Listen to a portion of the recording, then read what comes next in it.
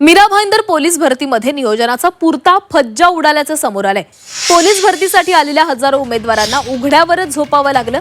सरकार लाखो रुपये जाहिरातींवर खर्च करतं, मात्र पोलीस भरतीसाठी आलेल्या उमेदवारांच्या राहण्याची व्यवस्था करायला सरकारकडे पैसे नाहीत असा आरोप यावर काँग्रेसनं केलेला आहे। सुसज्ज मैदान आणि इमारत असूनही उमेदवारांचे हाल होत असतील तर याला जबाबदार कोण असाही सवाल विचारला जातो।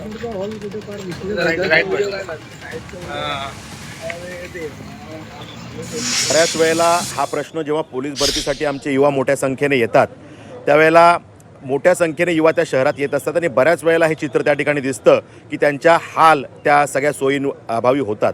दरवेळेला आम्ही या विषयामध्ये मागणी करतो की जेव्हा जेव्हा हे निदर्शनाला येतं त्यावेळेला ती सोय व्हायला पाहिजे अशी मागणी आम्ही त्या ठिकाणी करत असतो। मीरा भाईंदरमध्ये आम्ही भारतीय जनता पार्टीच्या वतीनं आमच्या कार्यकर्त्यांच्या वतीनं सुद्धा तिथे काय व्यवस्था सगळ्यांसाठी करता येईल याचा प्रयत्न करू आणि सरकारकडेही आज आम्ही बोलून मागणी करू की त्यांची त्या ज्या कालावधीमध्ये हे विद्यार्थी त्या ठिकाणी असणार आहेत त्यांना किमान व्यवस्थित त्यांच्या निवाऱ्याची आणि त्यांना काही खाता येईल त्यांच्या फूडची व्यवस्था व्यवस्थित करावी ही मागणी आम्ही त्या ठिकाणी करावी।